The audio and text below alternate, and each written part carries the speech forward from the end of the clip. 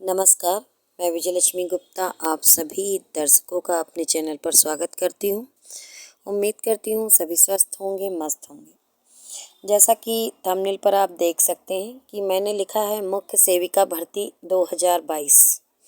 इस हिसाब से इस भर्ती को 22, 23, 24, 25 4 साल हो गए हैं और अगर पीईटी को आधार माना जाए तो इस भर्ती को 5वां साल लग गया है।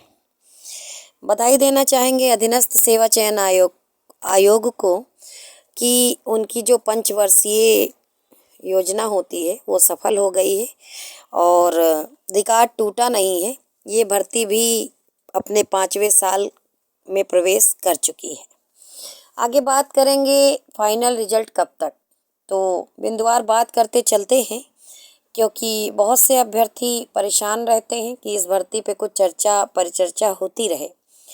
फाइनल रिजल्ट कब तक, जैसा कि आप सभी जान रहे हैं कि डीवी में भी अभी दिन बाकी है। 13 फरवरी को डीवी का लास्ट दिन है। 13 फरवरी को सभी अभ्यर्थी अपनी अपनी डीवी संपन्न करवा चुके होंगे। उसके बाद अधीनस्थ सेवा चयन आयोग की अपनी एक स्पीड है, अपनी एक चाल है और उस चाल का अगर प्रेडिक्शन किया जाए तो उसी के हिसाब से अगर बहुत जल्दी भी किया तो ये कह सकते हैं कि मार्च में आपका फाइनल रिजल्ट आ जाएगा। कब आएगा, मार्च फर्स्ट में आएगा, मार्च लास्ट में आएगा, कोई पता नहीं है। अगली बात हमारी ये होगी कि मुख्य सेविका भर्ती क्यों है विशेष भर्ती। जैसा कि आप सभी जानते हैं कि मुख्य सेविका भर्ती महिलाओं की भर्ती है। आईसीडीएस विभाग से संबंधित ये पद है और काफ़ी जिम्मेदारी का पद है। भर्ती विशेष इसलिए है कि अगर अब तक की जो भी भर्तियां अधीनस्थ सेवा चयन आयोग द्वारा निकाली जाती हैं उसमें ये 2024 की सर्वाधिक चर्चित भर्ती रही है। यूट्यूब पर बहुत सारे इसके वीडियो बने हैं और इसको लेकर के न जाने कितनी ही बार जो अभ्यर्थी हैं वो जनता दरबार में गई और इस भर्ती पर संविदा कर्मियों द्वारा स्टे भी लिया गया, जो 11 महीने के बाद नाटकीय ढंग से हटा और नाटकीय ढंग से ही स्टे लगा भी था।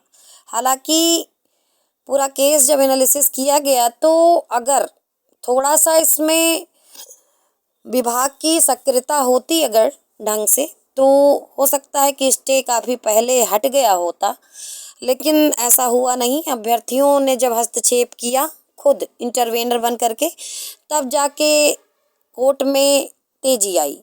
तो ये सब बातें आप सब लोग जानते हैं। दूसरी बात इसकी विशेषता ये है कि ये महिलाओं की भर्ती है और केवल एक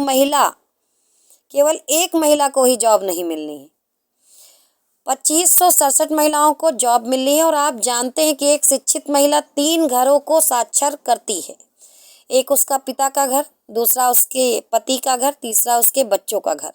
तो जब जॉब मिलेगी तो भी 3 घर मजबूत होंगे, बिल्कुल मजबूत होंगे, इसमें कोई दो राय नहीं है। आप इसको समझ सकते हैं। शायद यही कारण है कि मुख्य सेविका भर्ती में अभ्यर्थी उतना परेशान नहीं है जितना पिता, पति, भाई और बच्चे परेशान हैं। इस भर्ती को सफलतापूर्वक जल्द से जल्द कराने के लिए प्रत्येक उम्मीदवार परेशान है, आयोग और विभाग भी परेशान है, क्योंकि इस भर्ती में न जाने क्या है कि बार बार कोई ना कोई व्याधि आ ही जाती है, क्योंकि सबको संतुष्ट किया नहीं जा सकता है। आप सभी जान रहे हैं कि 11 महीने के कोर्ट केस होने के बाद, स्टे हटने के बाद जब इसका डीवी रिजल्ट आया तो कुछ अभ्यर्थी जो इसके पहले कस्में खा रहे थे कि केवल रिजल्ट आ जाए, हमारा सिलेक्शन हो या ना हो, एक मानसिक जो प्रताड़ना हम लोग झेल रहे हैं उससे निजात पा जाएं, वही अभ्यर्थी जब डीवी कटाव से बाहर हो गए तो उनको लग रहा है उनका हित प्रभावित है, तो वो भी कोर्ट में जा चुके हैं। उनका भी केस फिलहाल तो सुना नहीं जा रहा और मुझे लगता भी नहीं है कि उनके केस में कोई दम है। नॉर्मलाइजेशन को सुप्रीम कोर्ट भी मानता है। रही बात आंसर की तो जो निर्धारित समय दिया गया था उस टाइम में आपत्ति अगर इन लोगों ने लगाई होगी तो जाहिर सी बात है कि इनको उसका बेनिफिट मिला होगा। खैर, कोर्ट केस का तो अलग मैटर है, उस पर बातचीत फिर कभी करेंगे। अब बात करेंगे सबसे महत्वपूर्ण मुद्दे पर। जैसा कि आप सभी जानते हैं कि डीवी चल रही है और डीवी चल रही है, 8,337 बच्चों की डीवी होनी है। उसमें से मात्र 2567 का सिलेक्शन होना है। जो 2567 हाई मेरिट हैं, किसी को भी उनके नॉर्मलाइज्ड मार्क्स नहीं पता है, सबको सबके रॉ मार्क्स पता हैं। रॉ मार्क्स ही जिसके ज़्यादा हैं वो ही उम्मीद कर रहा है कि उसका सिलेक्शन होगा। जो बॉर्डर लाइन पे हैं, जिनको बॉर्डर लाइन माना जा रहा है, तो बॉर्डर लाइन कौन है? फर्स्ट शिफ्ट में जो 62 से नीचे हैं उनको बॉर्डर लाइन माना जा रहा है। सेकंड शिफ्ट में वहाँ जो 58 से नीचे हैं उनको बॉर्डर लाइन माना जा रहा है। तो कुछ अराजक तत्व, ठग या दलाल कह लीजिए, विभिन्न प्रकार के ग्रुप भी इस भर्तियों में भारी मात्रा में बने हुए हैं। जिसको देखो 100, 200, 500, 1000 के ग्रुप बनाए हैं, तो उसमें कुछ ठग लोग शामिल हो गए हैं और वो बॉर्डर लाइन वाले कैंडिडेटों को कॉल करके विभिन्न प्रकार के लालच दे करके उनसे ठगी कर लेना चाहते हैं। मेरा वीडियो बनाने का उद्देश्य यही है कि आप अपना बुद्धि विवेक लगाएं। सफलता का कोई शॉर्टकट नहीं होता है। आपने परिश्रम किया है, आपके नंबर अच्छे हैं, तो आपका रिजल्ट अवश्य आएगा। किसी ठग या दलाल के चक्कर में ना पड़िए, वरना ये जो 4-5 साल का समय आपने गंवाया है वो भी जाएगा, प्लस आप आर्थिक नुकसान भी उठा लेंगे और बेइज्जती होगी सो अलग से। तो इन चीज़ों को आप लोग समझ जाएं तो ज़्यादा अच्छा है। मुझे लगता है सभी लोग समझदार हैं, परंतु मैं अपनी बात इसलिए रखने आई हूँ क्योंकि इन समझदारों के बीच में कुछ लोग ऐसे हैं जो सब कुछ जान करके भी लालच का पर्दा चढ़ गया है, तो वो कुछ भी करने को तैयार हैं। क्योंकि उनको अब लग रहा है कि भर्ती उनके हाथ से चली गई है, तो हम कोर्ट में जाके इसको फंसा दें या हम किसी दलाल से मिलके इसमें इन हो जाएं। तो ऐसा कुछ होगा नहीं। वर्तमान गवर्नमेंट बहुत ही अच्छी गवर्नमेंट है। इस मामले में कहीं पर किसी भी प्रकार का मुझे नहीं लगता है कि धांधलेबाजी हो सकती है। बाकी आप लोग समझदार हैं, इतना तो बौद्धिक स्तर है ही, और नहीं भी था तो अब विकसित हो गया होगा। आप लोग किसी भी अराजक तत्व की बातों में ना आइए। जल्द ही इस भर्ती का रिजल्ट आपके समक्ष होगा। जो भी अराजक तत्व हैं, देखिए कोई भी बड़ा यज्ञ होता है तो कुछ अराजक तत्व, राक्षस, पिशाच और बुरी मानसिकता वाले लोग सक्रिय हो जाते हैं। ऐसा इसमें भी है।